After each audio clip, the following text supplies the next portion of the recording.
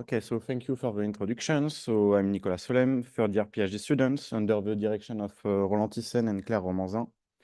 And I will present you the study we have made on the reactivity of HCO plus and HOC plus together with my supervisors and Christian Alcaraz. So first, HCO plus and HOC plus are two ions that are present in space. We have several talks yesterday about HCO plus in interstellar medium. So we can find them in many regions like dark clouds, photo-dominated regions, but also in Mars ionosphere. And they formally correspond to protonated carbon monoxide, with one of their important production routes being the proton transfer with H3+. And that makes HCO plus one of the most abundant ion in interstellar medium, with abundance versus H2 in the range of 10⁻⁹, 10⁻⁻. And with HCO plus HOC plus ratio in the range of 50 to 120, which is more than better than what we expected. So we have more HOC plus in the ISM than what was predicted in models. So there are two isomers with 1.7 EV of difference, HOC plus being the less stable. And there is an isomerization barrier of 1.5 EV starting from HOC plus. So isomerization is not expected if you do not provide energy, but it was shown that this isomerization can be catalyzed via a proton transport mechanism, and that the height of the barrier was dependent on the proton affinity of the catalyst. And so we are able to determine three categories of potential catalysts. The first one is molecules that have a proton affinity lower than the one of the oxygen of CO. So in here, the first step of the proton transport, which is the first proton transfer from the oxygen of CO to the catalyst, it's endothermic, so there is still a barrier, a positive barrier.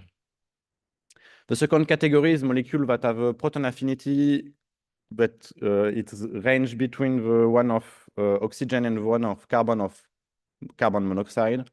So the two steps are exothermics, there are two proton transfer, and so the barrier is negative, and so isomerization can be expected in that case. And the last category is molecules that have proton affinity higher than the carbon of carbon monoxide. So here we do not expect any isomerization, but only proton transfer. So all the experiments I will show you today, they have been done with series instruments at the Soleil synchrotron on the Desir beamline. So series is a tandem mass spectrometer that allows us to measure absolute reaction cross-section as a function of collision and photon energy. So for this, we have first a source where we form our ion from precursor gas using VUV photon from the Desir beamline at Soleil. Then we have a first quadrupole to select our parent ion. Then a first octopole to control the kinetic energy of our ion and therefore the collision energy. Then the cell where we introduce the target gas, we are doing ion molecule reactions. Then a second octopole to collect the parent that didn't react and the product ion that are formed, and then a second quadrupole.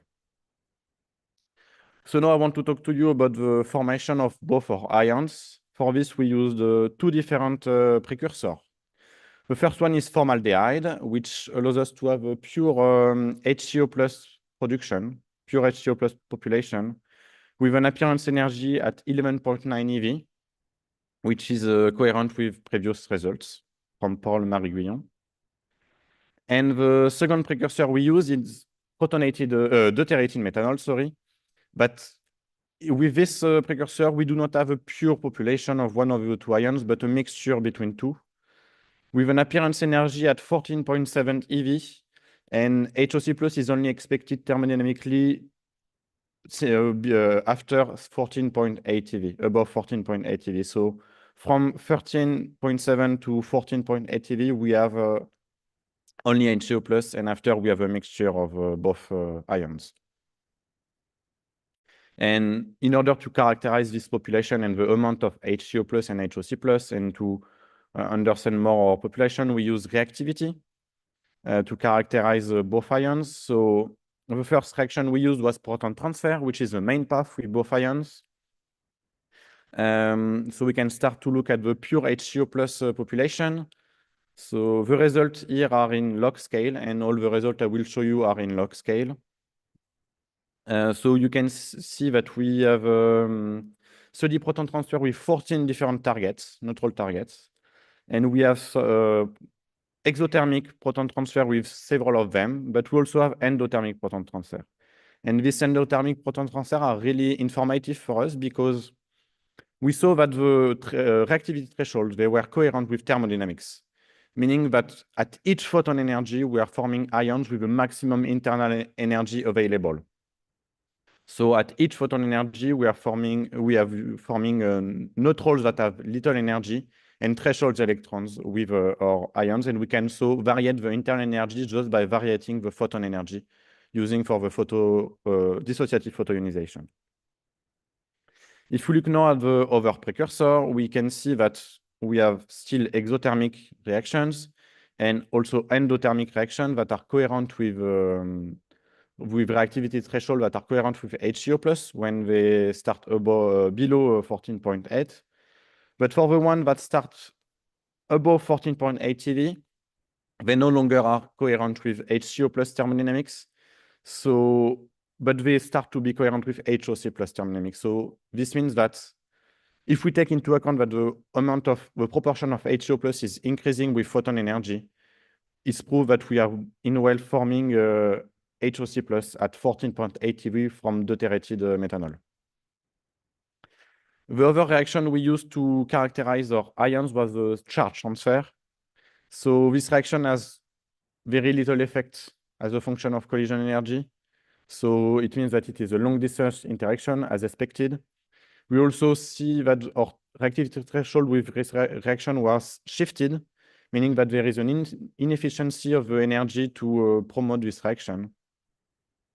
And we also saw that, we can see it here, only HCO plus reacts and do charge transfer. So from this, we were able to determine the amount of HOC plus and HCO plus in our deuterated methanol population at mass over charge 29. And we determined that we had 90% of HOC plus. So it is not pure, but nearly pure population of HOC plus. So now I will talk to you, I will present you a reaction that is only possible with HOC plus, which is the catalytic isomerization. So for this, we use the modified version of series with the idea that was proposed by Claire Romanzin. So the idea is that the isomerization is exothermic, but it requires a collision. So all of this might have an impact on the kinetic energy of the ions after the isomerization. And so if the kinetic energy change, the travel time of the ions inside our instrument should change. And so what we did is that we pulsed an electrode just here after the first quadruple. And we measure the time between the beginning of the pulse and the arrival of the ion on the detector with the collision cell in the middle in order to look for this kinetic energy change with isomerization. So we use 4 different neutral targets, 2 from the first category, neon and deuterium that have proton affinity lower than the oxygen of CO. 1 from the second category, methane, which has a proton affinity between one of the 2 atoms of CO. We did not use any from the last category because we do not expect any isomerization, but only proton transfer. And the last target we used was C18O, which is at the limit of all the categories. So these are the experimental results. There are time of flight differences, so travel time of the ion differences between 2 types of measurement. It is really a common way to do measurement in series. So we do first a measurement where we introduce the gas in the collision cell. And then we do the same measurement, but with the gas introduced in the chamber surrounding the collision cell, which is like a background measurement. And we do the differences between both measurements. And so what we observe is in green the times where the signal was higher in cell, And in red is time what the signal was higher when the gas was injecting in the chamber surrounding the collision cell. So the first result we can, the first thing we can see from these results is that when we add the neutral gas, the neutral target in the collision cell, the ions, they are slowed down. But from this result, it's really difficult to deduce if there is isomerization or not. So what we did is that we used the simulations to know what we could expect in case of isomerization. So we use CHIMie simulations with a non-made script, and we did simulation with and without isomerization, comparing both of them. And we were able to determine that when there is isomerization, there is a specific signature that appears at low time of flight, at low time. So from this, we divided our time of flight differences in 3 areas. The first one is the signature area. The second one is an area where differences are always negatives.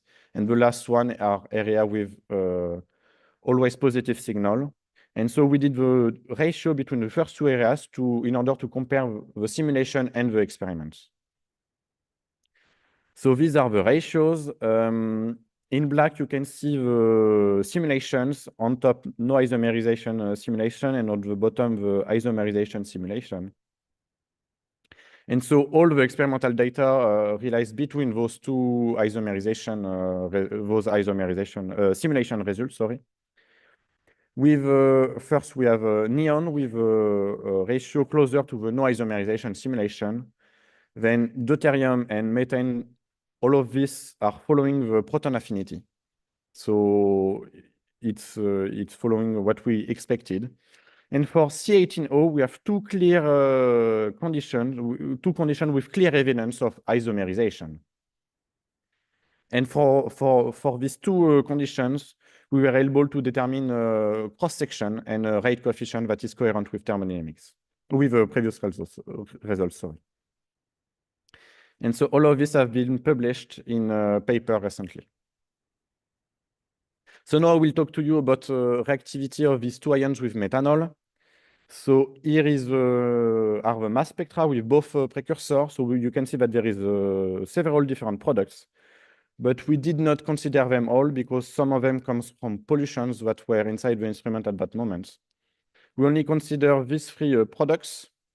So the first one has mass overcharge 33 is the proton transfer, which is exothermic, as expected. The second one on mass overcharge 15 is the dissociative proton transfer, forming CH3 plus CO and water. It is endothermic with HCO plus and exothermic with HOC plus, as we expected by thermodynamics. And the last product is mass overcharge 31.